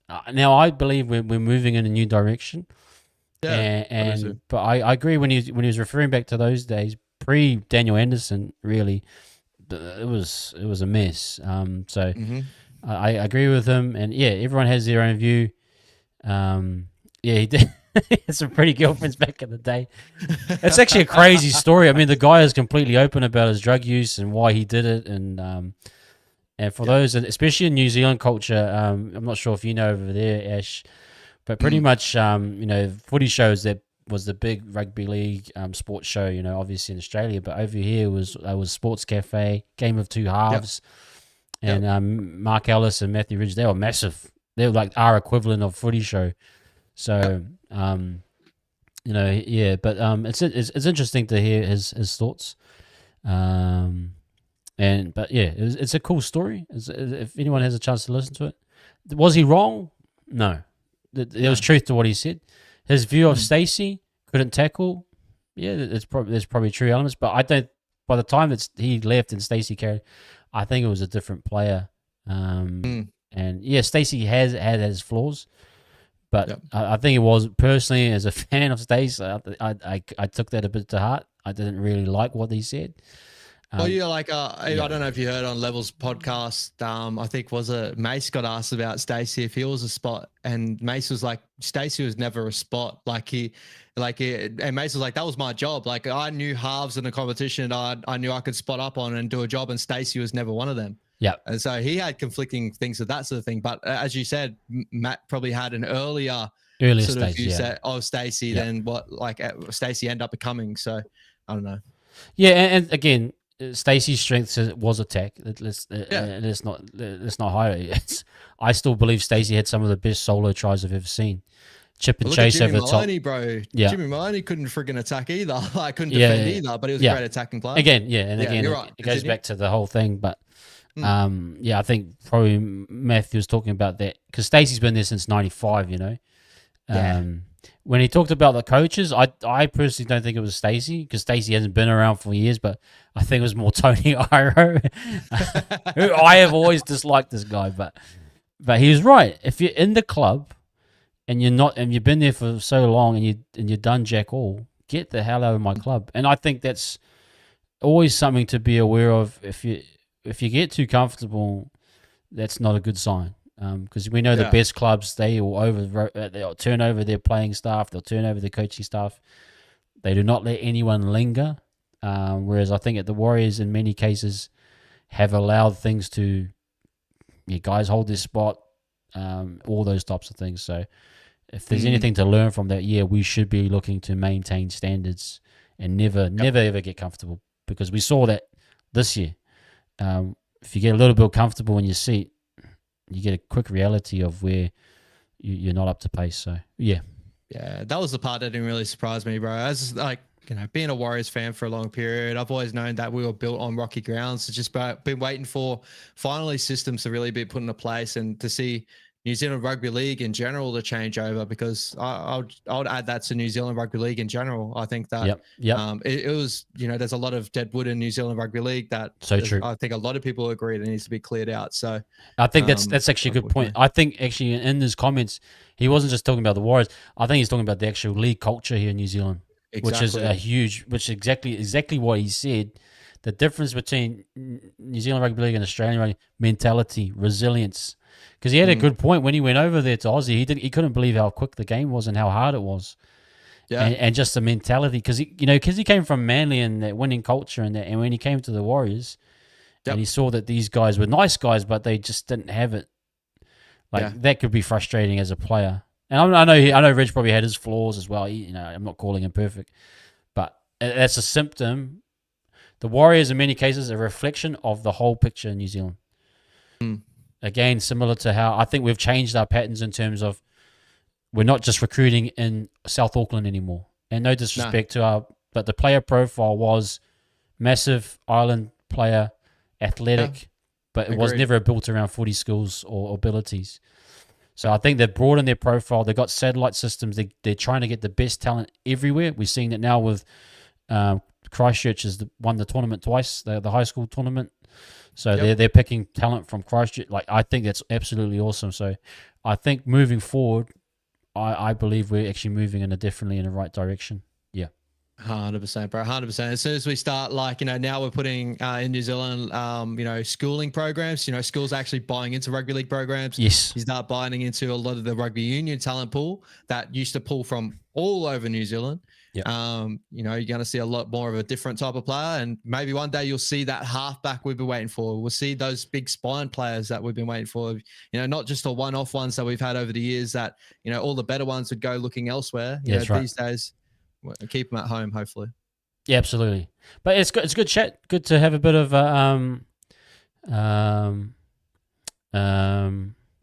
I think they're changing tons. I think we are scanning New Zealand wide now. If you look at some of our players come in, we've got is it Bishop Neal? I saw the team list that got picked from the school comp not long ago. I don't know where I found that, but a lot of it was in a lot of different areas. We've got Bishop Neal, who's a Nas-looking type player, back rower that is from Christchurch. So I think we've got better systems now. Like, one thing I'll give Robbo a lot of credit for is that he's building us as a development club, and I think we're going to see the benefits of that in the future. So yeah, we're doing a lot better than what we were. We're just targeting South Auckland pretty much, and back in the day, we got to realize that rugby league is just what, like Ridge said, it's about mentality. Who's the most resilient? Guys like Isaac Luke, J. Fisher Harris, Tapine, Hughes, the good clubs identified Joseph Manu. They identified these guys had the mentality and resilience. We'll go into that another time, but you know what I'm trying to say. But it's not even, also to end on that point, it's not even over in just New Zealand base that we're actually building from. There's a lot of Australian talents actually going to the Warriors now for development. Like, Jack Thompson, that was in our Harrow Mats this year. Obviously, Jet Cleary is the big signing that a lot of people know about, but he's still in development. Like, he was still in development deals over there with the Penrith Panthers. There's a lot of Australian talent that is actually jumping onto the Warriors as well. So they're doing well underneath that. A lot of players are actually coming to our system and actually playing for us, which is great to see.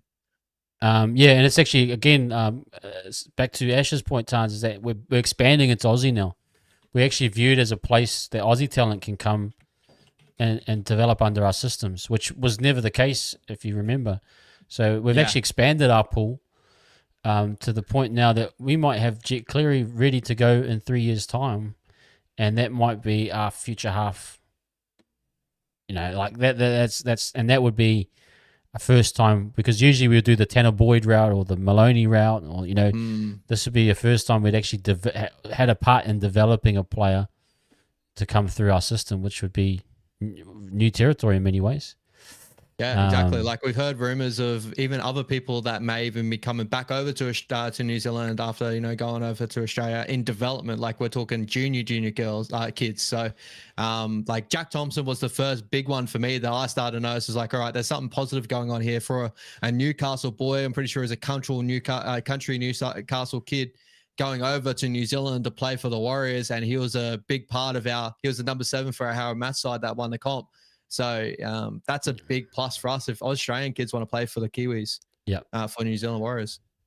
Yeah, absolutely. Josh, I'm not too sure right now who we should target for 25 to 26.